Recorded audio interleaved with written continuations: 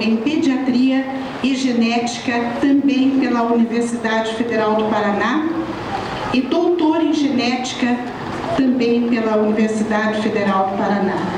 É professor nos cursos de Medicina da Pontifícia Universidade Católica do Paraná e da Faculdade Evangélica do Paraná.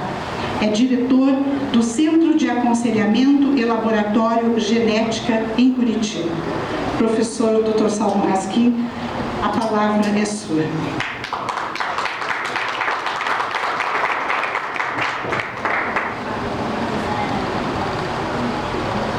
Boa tarde a todos. É um prazer muito grande estar aqui. É um prazer ter sido convidado a falar sobre esse tema da genética.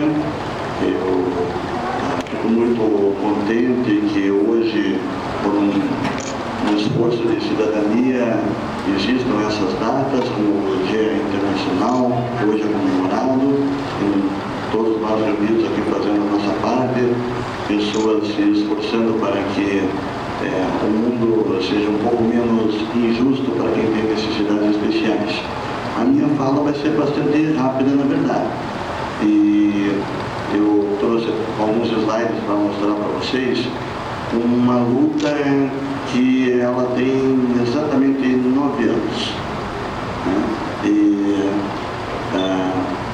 há 9 anos atrás, a Sociedade Brasileira de Genética Médica começou a travar uma batalha para tentar implantar o atendimento de genética médica no SUS.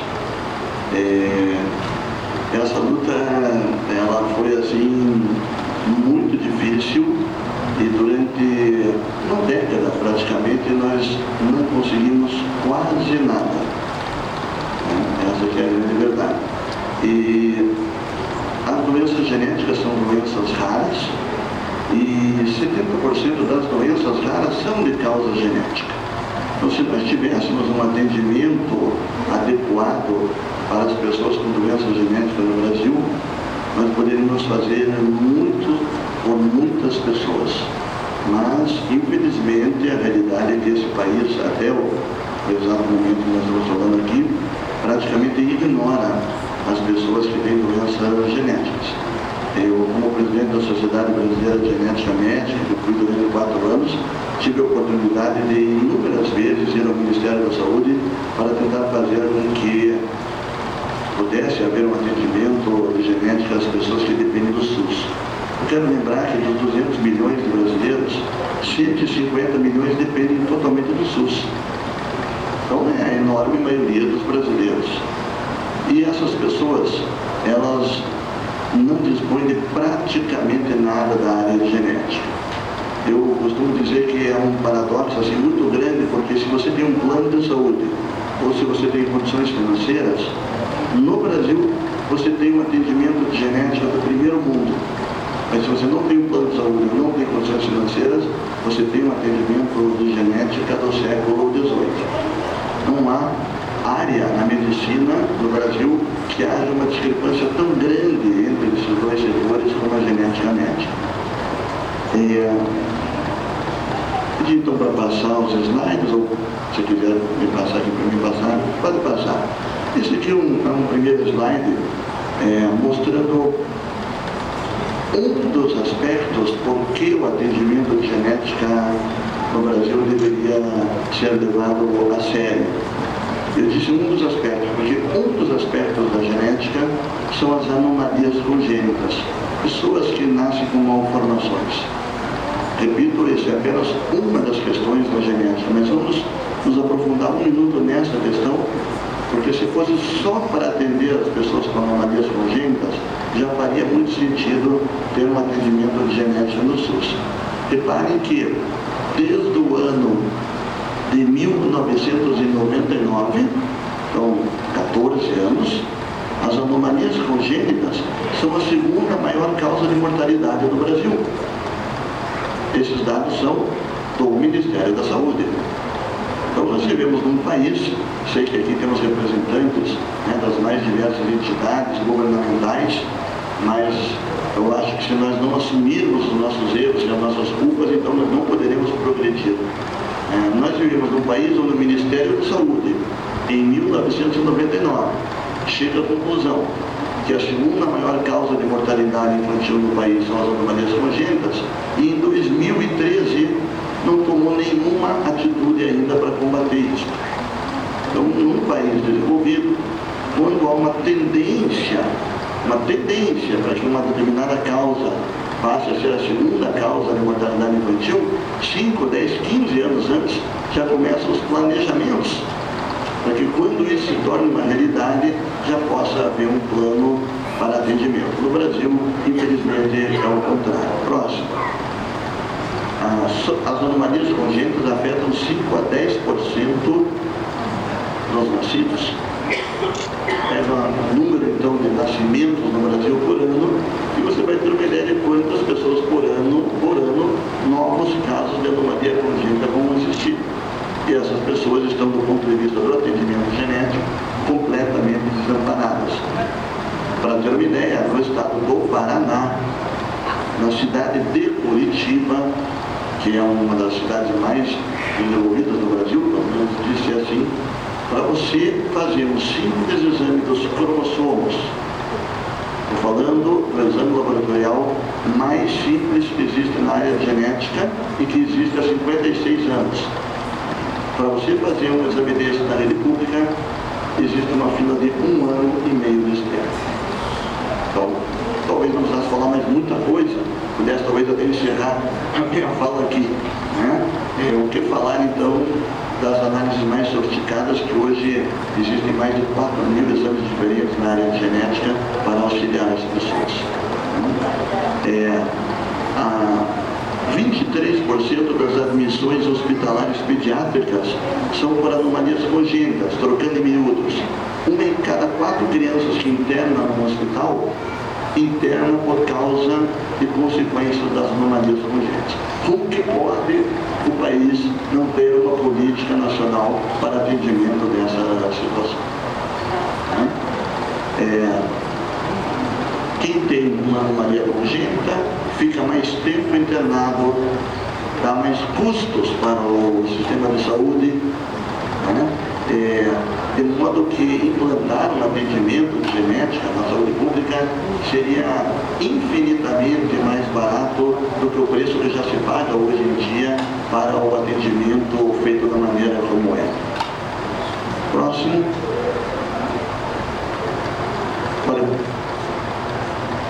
Pode passar. Próximo. Isso.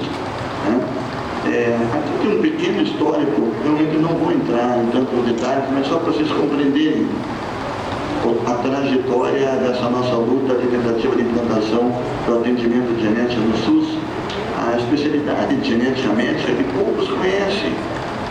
Tenho certeza que muitos aqui na frente estão ouvindo falar pela primeira vez sobre a especialidade de genética médica, mas ela já existe há mais de 30 anos, porém existem poucos médicos genetistas no Brasil. E um dos principais motivos que existem poucos é porque o Brasil é um país de 50 milhões de pessoas, se você quer ser um médico genetista, e não de 200 milhões de pessoas. Porque 150 milhões de pessoas não têm atendimento genético, né? Então existem poucos médicos geneticistas. A Sociedade Genética Médica foi criada em 1986, o SUS foi criado em 88, e em 2001, com a história do projeto Genoma Humano, o Ministério da Saúde começou a se interessar pelo assunto de genética e montou uma comissão para ver o que o Brasil podia fazer sobre assuntos do genoma humano. Mas essa comissão, que era formada também por médicos genetistas, alertou o Ministério da Saúde que antes da gente falar sobre genoma humano e altas tecnologias, a gente precisava resolver coisas muito mais simples na genética que ainda não estavam disponíveis para a população. A simples consulta médica, o aconselhamento genético do médico genetista, até hoje não é disponível em 99% dos municípios brasileiros. Então, como falar em projeto genoma humano? Bom, o governo, eu diria que até se sensibilizou naquele momento e resolveu em 2004, chamou atenção para esse ano, né? Botei em vermelhinho ali o 4, nós estamos em 2013, né? Em 2004, o governo, o Ministério da Saúde, montou um grupo de trabalho para implementar a política de atenção integral à saúde e genética clínica.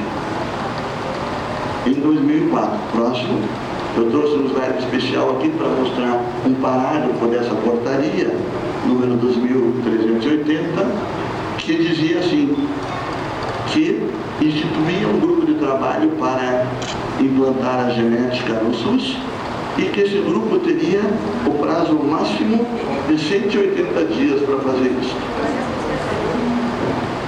O que aconteceu, acho que não precisa mais nem falar, né? Eu acho que era 180 anos que eles estavam pensando, né? 9 anos já se passaram, depois dos 180 dias. E essa política ainda não existe. Então, é difícil, é duro para todos nós, principalmente para aqueles que querem fazer algo pelo setor público, muitos deles estão aqui e muitos organizaram esse evento, mas o país não é um país sério. Não é um país sério, isso aqui jamais poderia acontecer. Próximo. Bom, esse grupo foi composto por médicos e por profissionais do Ministério da Saúde, começaram a trabalhar, a estruturar uma política de atenção em genética no país, traçar uma estratégia, próximo, e foram feitas uma série de oficinas, eram reuniões como essa, bem como essa aqui, foram feitas em alguns estados, em várias regiões do Brasil, para sentir quais eram os problemas de cada região. As coisas começaram a lentamente andar e gerou uma expectativa enorme de que realmente algo ia acontecer. Vocês estão vendo as datas ali das reuniões, né? Depois mais 7 reuniões, eu participei de tudo isso, né? E foi construída uma política, foi colocada no papel uma política de 55 páginas para poder implantar o atendimento de genética no Brasil. Próximo. E essa política tinha uma série de detalhes que eu acho que não vou entrar na profundeza pelo avançado da hora, né? Mas falava sobre educação em genética, educação em saúde humana. Os brasileiros têm muito pouca informação sobre genética, situações que podem ser prevenidas ou pelo menos reduzidos os riscos com atitudes simples, como por exemplo o uso do ácido fólico antes de engravidar. Com certeza a maioria dos brasileiros desconhece isso. Então existe uma série de propostas também educativas, atendimento por equipe multidisciplinar, e todos vocês sabem que isso é fundamental, e exames laboratoriais na área de genética. Próximo. E foi montado tudo isso com 3 linhas de atenção especial, né? Os indivíduos com inabilidade intelectual seria uma grande linha, os com anomalias congênitas seria outra grande linha, e os com erros inatos de metabolismo, que são deficiências enzimáticas, seria uma terceira grande linha. Então, grandes áreas de atuação para tentar abarcar a maioria das pessoas que teriam doenças genéticas. Próximo. Incluiria a orientação para a prevenção desses problemas, a identificação das doenças que são genéticas e também são hereditárias, porque nesse caso existe risco de outras pessoas da família virem a ter o mesmo problema, que a população pudesse ter acesso a essas informações, soubesse desses riscos, pudesse se planejar, tomar suas próprias decisões, mas informada com respeito do risco. Enfim, tudo isso foi colocado dentro do projeto. Próximo. Falando do aconselhamento genético não diretivo, ou seja, não cabe ao médico decidir sobre essas questões dentro do âmbito familiar, mas sim informar. Próximo. E a proposta era, como existem poucos médicos geneticistas no Brasil, em torno de 200, claro que não poderia 200 médicos geneticistas atender o Brasil inteiro. Teria que acontecer o contrário. Expandir o atendimento genético do SUS para que mais estudantes de medicina queiram fazer a especialidade genética médica e ter mais geneticistas. Mas isso vai demorar 2, 3 décadas. Então, como tentar resolver isso? Com a criação de centros de referência. Então, tem 200 milhões de pessoas que vivem no Brasil, tem 200 médicos geneticistas, Então, criar um centro de referência genética que atenda a cada 1 milhão de pessoas no país. E esse centro seria coordenado por um médico geneticista. 200 centros de referência, atendemos 200 milhões de pessoas, cada centro coordenado por um médico geneticista e com uma equipe multidisciplinar trabalhando junto. Uma cidade como Curitiba, por exemplo, poderia ter 2 ou eventualmente 3 desses centros de referência. Seria uma revolução, né? Com custo baixíssimo, em especial comparado com o que já se gasta de maneira desordenada nesses atendimentos, e nem vamos entrar em detalhes de outros gastos que existem no nosso país supérfluos, porque senão a gente ficaria a tarde inteira falando sobre isso aqui, né? Próximo. Então aqui estão todos os objetivos, né? E no dia 20 de janeiro de 2009, então 5 anos depois, conseguimos que o ministro da Saúde naquela época instituísse o atendimento de genética médica no SUS. Demorou 5 anos, foi uma batalha terrível, mas quando chegou nesse dia e saiu publicada essa portaria no Diário Oficial, instituindo o atendimento de genética no SUS, todos nós pensamos, bom, foi muito demorado, perdeu-se muito tempo, mas pelo menos está aí. Leio do engano. Próximo slide. 3 dias depois, o que aconteceu? A pessoa do Ministério da Saúde que coordenava este programa de implantação da genética no SUS saiu da coordenação, ela foi substituída, entrou uma outra pessoa no lugar e disse que tudo que tinha sido feito não tinha nenhuma validade. Eu disse para vocês que era uma história triste que eu vinha contar aqui. Mas o mais triste é que ela é verdadeira e que afeta cada um de nós aqui e mais 150 milhões de pessoas. Para não acabar com um final tão triste assim, vamos ver o próximo slide. E aí o que nós começamos a fazer? Nós sentimos que se fosse depender somente da vontade do governo, simplesmente isso não aconteceria nunca. E começamos a fazer uma mobilização nas redes sociais. Surgiu mais força na internet, aí surgiu o Facebook, né? E um dia, né, na verdade foi um dia de carnaval que eu não tinha o que fazer, resolvi montar, né, um site no Facebook, dei o nome para ele, Acorda Ministério da Saúde, doenças de causa genética existem. E comecei a mandar alguns e-mails para ver quantas pessoas iriam ter interesse de participar.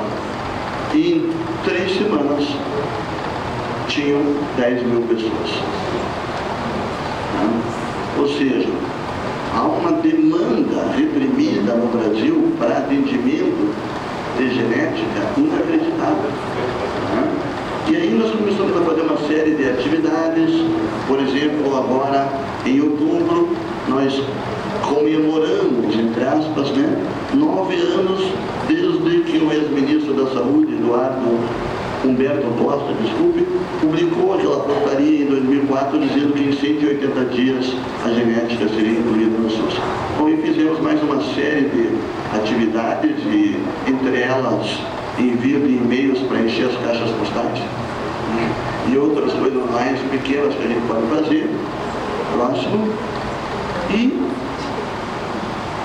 não é que essa história vai ter um final feliz?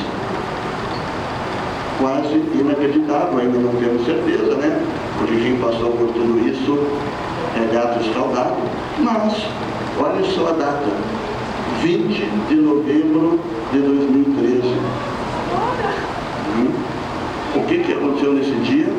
O Ministério da Saúde finalmente publicou uma nova consulta pública com uma política de atenção à genética no SUS. Aquilo que nós tínhamos escrito em 2004, praticamente. Então, inclusive deram um prazo de 10 dias só e até infelizmente já expirou esse prazo, mas tem ali o link para quem quiser pelo menos ver, né, que isso existe e a esperança está renovada novamente. Né? Para falar a verdade para vocês, nós acreditamos que desta vez as coisas vão acontecer. Né? E nós poderemos então ter um atendimento digno de genética no SUS, talvez daqui a 1 a 2 anos, e não precisamos mais ter tanta vergonha e que, como eu falei hoje aqui para vocês, fique lá para a história, né, para contar um dia em conversas pessoais, mas que o que prevaleça daqui para frente é o respeito pelas pessoas e pelas famílias que têm indivíduos com doenças genéticas hereditárias. Contamos com vocês também para agora cobrar que isso realmente se concretize e não fique mais uma vez no papel. Era isso. Obrigado.